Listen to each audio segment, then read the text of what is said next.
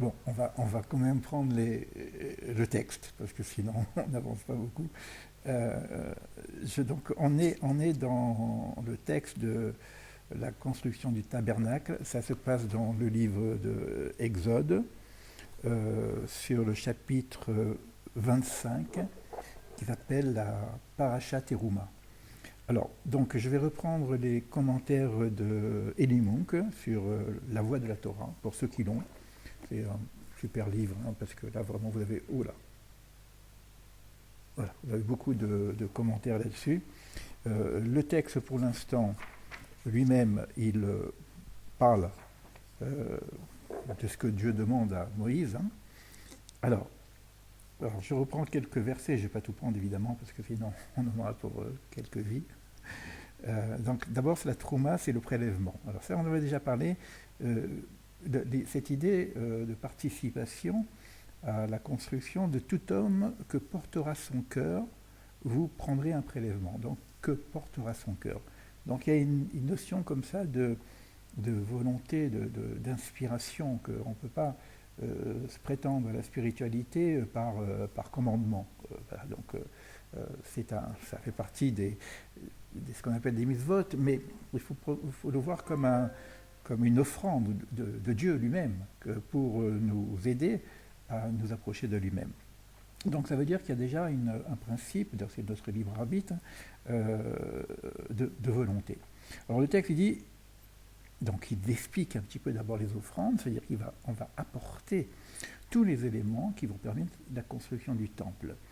Et là, bon, il y a de l'or, de l'argent, de l'airain, de l'azur, des poutres, de l'écarlate, du lin, des poils de chèvre, des peaux de bélier teintes en rouge, des peaux de tanarch, des bois de chitine, de l'huile pour le luminaire. Il y a tous les éléments, les aromates, etc. Quand vous construisez quelque chose, vous construisez une maison, ben on a tous les matériaux nécessaires. Et là, on commence par les offrandes de ces matériaux. Déjà, on voit qu'il y a beaucoup de choses. Hein. C'est pas simplement un truc, une simple maison avec des briques et puis on construit. D'ailleurs, je parle de briques, mais à qui on demande de construire un temple avec toute cette complexité? À ceux qui viennent de sortir d'Égypte. Hein. On est dans le tabernacle, on est encore dans le désert. Hein. C'est pas évident quand même. Hein. Vous comprenez cette histoire, c'est pas du tout évident. Euh, il faut avoir quand même une certaine chorma, une certaine sagesse pour pouvoir faire ce qui nous est demandé de faire. D'ailleurs, on va voir que celui qui va être choisi comme maître d'œuvre, Betsalel, l'ombre de Dieu, on pourrait le traduire comme ça, qui est un jeune enfant d'ailleurs, mais qui a tout de suite compris qu'est-ce que représentait cette construction. Donc, ils me feront un sanctuaire, ve'asuli migdash, ve'shachachti betocham, et je résiderai au milieu d'eux. Donc je viens dire et, V. Il y a le vav au milieu, c'est-à-dire construisez-moi le sanctuaire et je résiderai en vous. C'est-à-dire que la construction du sanctuaire va être les prémices de la construction de soi. Peut-être les moyens et peut-être le modèle. C'est ça que je voudrais partager avec vous. C'est écrit d'une façon claire. Confirme-moi tout ce que je montre.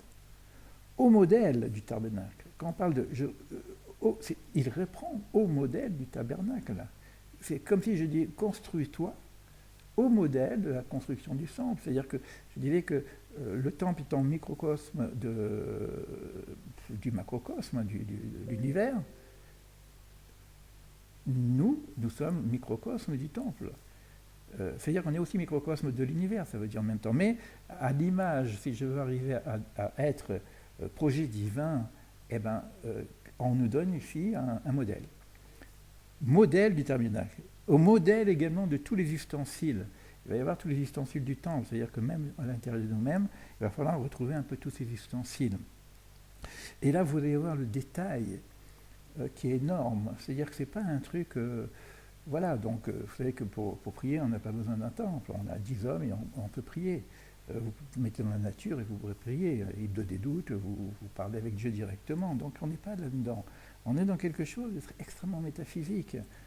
Et donc il est nécessaire de rentrer un peu dans le texte je sais pas, ça prendra un peu plus de temps et je suis vraiment désolé, mais là, bon, si je donne que simplement des idées à l'envolée, de toute façon on n'y comprendra rien non plus, mais je vais quand même, bon, je reprends encore le texte et puis on essaye de voir comment on peut avancer.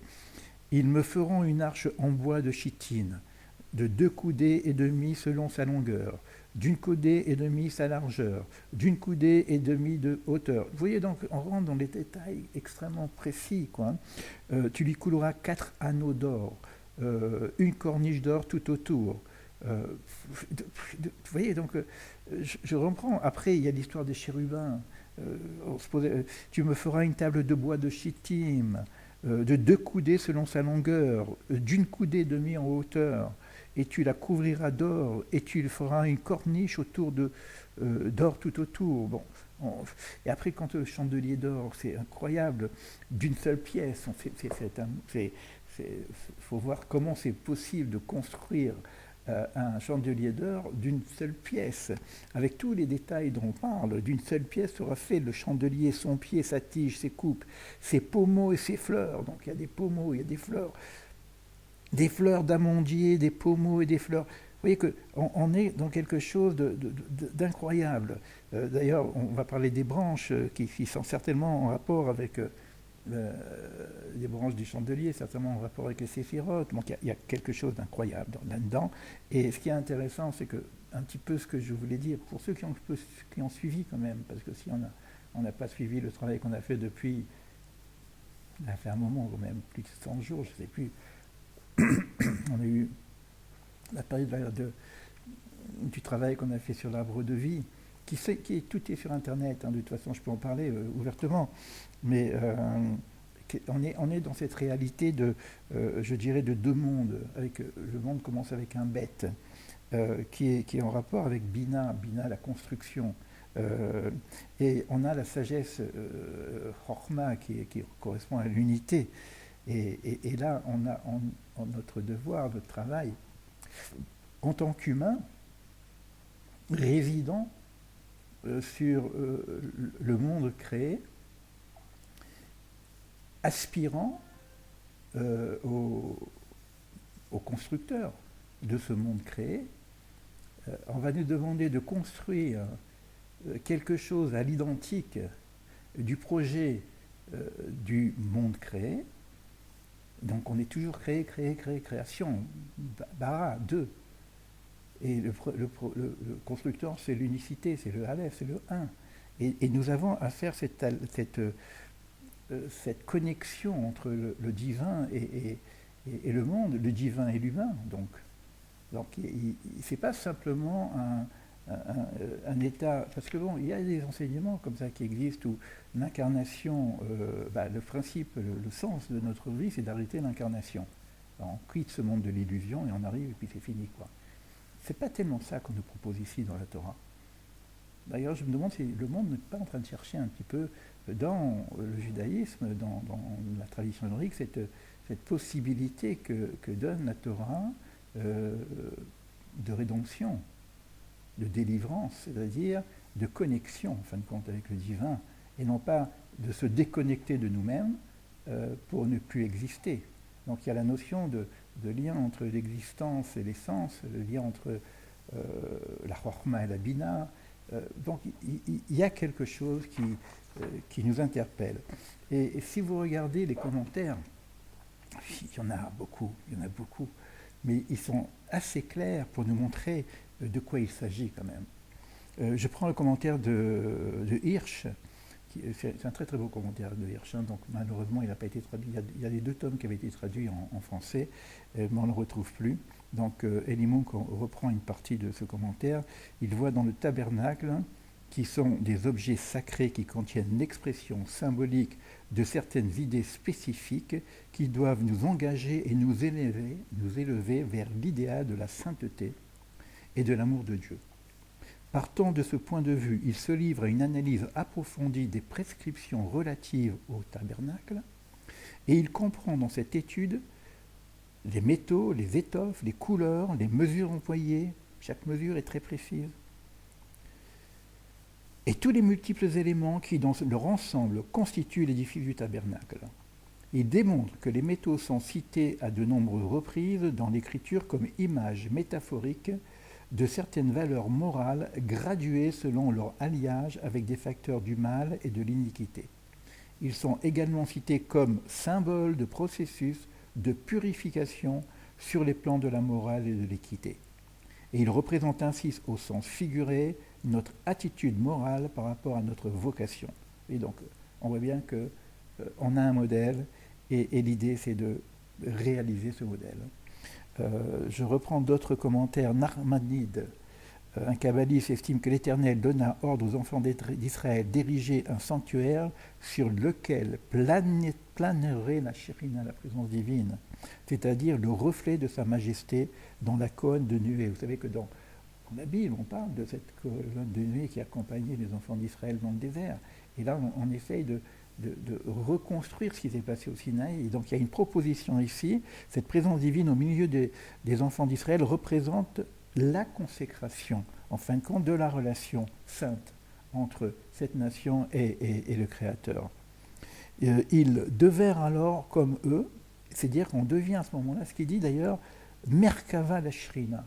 Une Merkava, un chariot. Dans la Merkava, vous connaissez la symbolique de la Merkava qui est énorme. Mais c'est quoi la Merkava? Bon, c'est la conduite de Dieu dans le monde, mais on devient quelque part, c'est ça la construction du temple intérieur, on devient la Merkava de la Shrina, c'est-à-dire de la présence divine. Alors Maïmonide, lui, il va sur autre chose, il est plus rationaliste, il dit qu'on va nous construire un temple parce qu'on veut éviter de faire des temples idolâtres. Donc en faisant un temple à l'image de ce que nous demande Dieu, on sort de l'idolâtrie. Mais il faut voir ici que les kabbalistes voient quand même quelque chose de manifeste, une réalité spirituelle qui s'incarne dans notre espace. Il parle du Tzimtzum. On sait que le monde a été créé par une forme de Tzimtzum, de retrait de la lumière infinie divine, parce qu'il est impossible que le monde soit créé avec cette lumière infinie, comme Or Ensof. Donc on a le Tzimtzum, on a le Halal, l'espace de la création du monde. Donc ça fait partie des textes qu'on a déjà parlé. On va regarder un petit peu dans les vidéos la notion de Tzimtzum, ça c'est pour la création du monde. Mais là, il y a encore un autre Tzimtzum, c'est-à-dire que c'est pas que Dieu se retire et laisse l'homme dans sa liberté. Non, il se propose encore un deuxième Tzimtzum pour que de son infinité, il vienne dans le fini. Il y a une forme de présence dans ce fini. Et donc, il appelle ça la Merkava. Donc, ce Tzimtzum, le tabernacle reproduit dans sa structure à une échelle infiniment réduite les sources universelles d'où émane la vie et la bénédiction dans toutes les sphères de la création. Parce qu'on a travaillé sur l'arbre de vie, c'est un petit peu ça, parce qu'on va avoir une représentativité de ce Tzimtzum à travers les luminaires, c'est-à-dire qu'on n'a pas la lumière infinie, mais on va avoir les rayons de lumière, qu'on appellera après les séphirotes. Alors évidemment, l'arbre de vie, c'est aussi l'homme inversé, donc ça veut dire que quelque part, on a quelques éléments. Il y a l'arbre de vie, il y a les lettres hébraïques, moi je parle des 32 voies de la sagesse, on a quelques éléments pour arriver à nous aider en tout cas à faire cette construction ici. L'Éternel voulait souligner qu'il n'y avait point abandonné la terre en plaçant son trône dans les cieux. On a souvent l'impression que voilà, donc le spirituel c'est là-haut, et puis ici, bon, c'est le temps de passage. C'est vrai, il y a ces éléments de brosse d'or, etc., temps de préparation. Mais est-ce que la finalité c'est quitter l'incarnation, ou est-ce que la finalité c'est de réaliser notre incarnation dans ce monde? Et là, il parle du Dieu vivant parmi nous. Le ciel est mon trône, dit l'Éternel, et la terre mon marchepied. Donc il y a ce lien à établir. Et c'est un petit peu ça, cette idée qu'on nous propose ici. C'est d'être le vase, en même temps, la conjonction entre le ciel et la terre. J'ai ordonné cette construction afin d'enraciner dans leur cœur l'idée de ma providence, le principe de la présence divine. Donc vous voyez qu'on a... alors il y a d'autres textes, hein, je ne peux pas tout dire.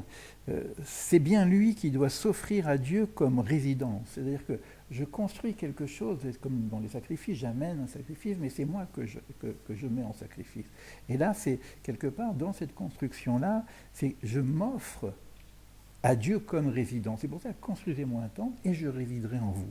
Donc vous voyez, là, on a une signification extrêmement profonde de ce qu'on a du tabernacle. Le Zohar, on n'arrête pas d'en parler, évidemment, dans les lettres de la Kabbale, on ne fait que ça.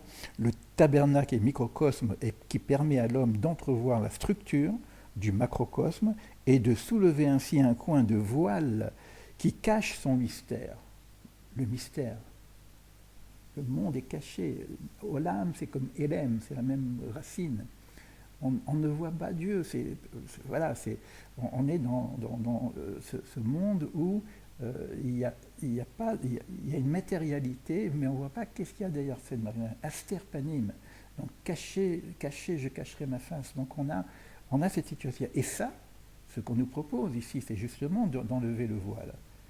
Alors, évidemment, on a la construction, mais avec tous les détails. Et ça veut dire qu'en même temps, cette possibilité qu'on a aussi en nous. Mais l'un n'empêche pas l'autre. Et peut-être que, c'est pas que l'un n'empêche pas l'autre, c'est qu'il y a une forme de conjugaison entre les deux principes. C'est ça que je veux dire. Alors, il y a je ne veux pas rentrer dans la construction de l'homme, et on va revoir, c'est intéressant aussi, parce qu'on va avoir aussi le prototype de la construction de l'homme, parce qu'il y a des mesures, il y a des formes, il y a des espaces, on parle de plusieurs espaces, de la même façon que l'homme lui-même a en lui-même plusieurs espaces. Et juste, je ne peux pas tout faire, mais c'est vraiment, on a une vie pour ça, mais ça doit nous donner envie d'étudier et de savoir de quoi on parle. D'accord. Ils me feront une arche. Alors l'arche, c'est une boîte où on va mettre l'arche, comment dire, l'arche d'alliance à l'intérieur. Donc la construction, on se demande pourquoi c'est aussi compliqué, parce qu'il y a 3 niveaux, il y a de l'or, il y a du bois, il y a encore de l'or. Bon, si je veux faire une boîte, je fais une boîte, quoi. Bon, même si c'est que je fais du bois ou du métal, mais bon, on voit que c'est extrêmement précis. Mais ce qui est intéressant ici, rappelle le texte, c'est que jusqu'à présent, c'est utilisé au masculin, c'est utilisé au singulier, fais-moi. D'accord. Et là, on va nous parler de faites-moi. Donc il y a un pluriel qui s'installe, parce qu'apparemment, Dieu donne à Moïse les instructions nécessaires pour la construction du temple, donc il lui parle en direct, et puis à un moment donné, il y a Assou, et qui me fasse. Donc il y a un passage au pluriel, Aaron, donc ça c'est l'arche, mais c'est intéressant que Aaron, vous avez le mot or dedans, la lumière, donc j'avais un peu parlé de la peau, lumière, etc. Il y a beaucoup de choses, mais c'est pas grave. Mais ce que je veux rapporter ici, c'est un commentaire qui vient dire l'ordre concernant la confection de linge est adressé à la forme plurielle qui constitue un cas d'exception parmi les ordres relatifs aux objets sacrés. D'accord. Tu feras s'adressant à Moïse est constamment employé. On a cru voir dans cette particularité l'indication que tous les membres de la nation doivent participer à la construction de l'arche. Ne serait-ce pas là une contribution symbolique à sa confection? La Torah que l'arche renferme est universelle. Elle est donnée à tous et chacun doit y trouver sa part. Ainsi, l'arche, écoutez ce qu'il est dit, doit être œuvre de toutes les nations. Il y a une ouverture ici, au cœur du cœur, on va parler des extériorités du temple, etc. Mais là, au cœur du cœur, au sein du sein, on va dire, allez, on est tous ensemble.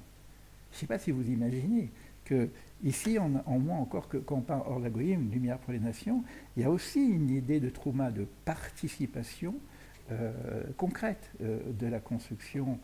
D'ailleurs, le deuxième temple, il y a eu des nations qui ont participé.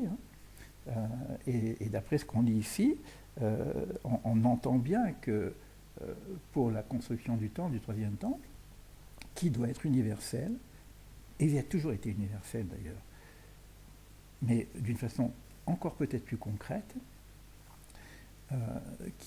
qui aura donc cette notion de Or la Goïm, lumière pour les nations, qui doit être manifeste.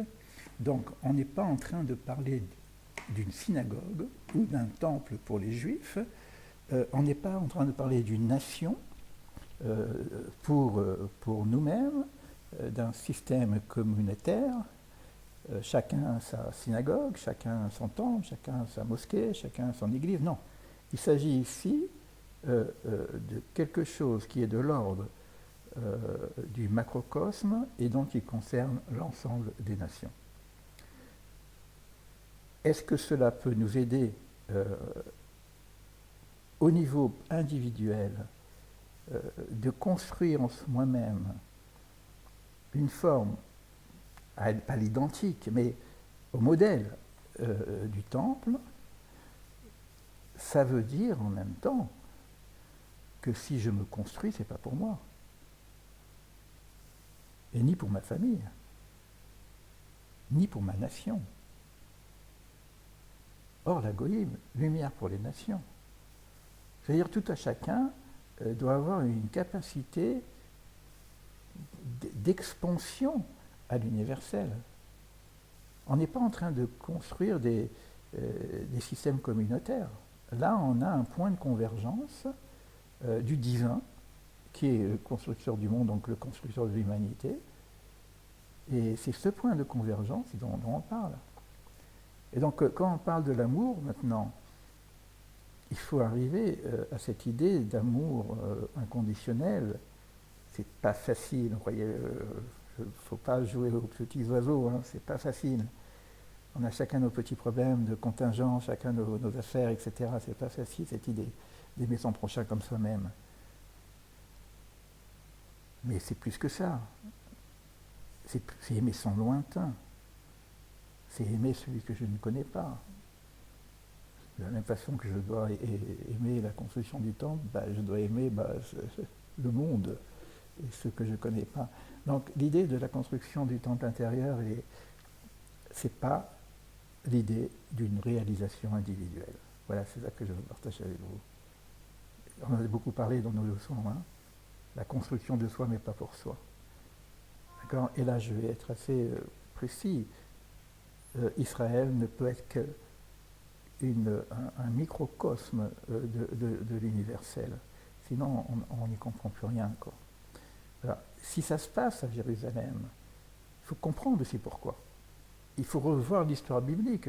C'est à Jérusalem, en tout cas c'est au Mont Moria, que le premier crime de l'humanité a été créé. Donc c'est là qu'on doit réparer. C'est au même endroit que Abraham a eu sa révélation. C'est au même endroit que Isaac a vu l'échelle de Jacob. Il y a eu énormément d'événements bibliques toujours dans cet endroit. Et puis des événements extrêmement humains. Il y a des midrash comme ça qui parlent de choses, d'amour entre les frères, extrêmement puissants qui se sont passés à ce même endroit. C'est pour ça que Yerushalayim s'appelle la ville du Shalom. Yerushalayim, la ville du Shalom. Shalom, c'est la plénitude, mais c'est la paix aussi. Ça veut dire en même temps que Jérusalem est choisie non pas pour dire, la capitale des Juifs. Non, c'est évidemment, c'est la capitale d'un État. Ok, mais l'idée de quoi? C'est la ville du Shalom, c'est-à-dire Or la Goïm, lumière pour les nations. Comment ça va marcher, j'en sais rien. Mais l'idée, elle est là. Donc, quand on va parler de la construction du temple, si les nations savent, c'est pas moi qui dis ça, c'est mon maître à Manitou, si les nations savent ce que représente la construction du temple, c'est elles qui accourraient pour aider le peuple d'Israël à construire le temple. Et de cette façon, ils deviennent eux-mêmes Israël. Là, c'est ce qui est écrit dans les textes. Voilà, les textes qui sont simples, c'est la Bible, c'est la Torah. Et donc, on prend cette référence, c'est une référence métaphysique, mais on prend cette référence. Sinon, comme je l'ai dit, si ça parle, on ferme la Torah et on passe à autre chose. On va méditer dans les ashrams ou on fait autre chose, quoi. Mais soit je prends la Bible comme base de réflexion et d'étude.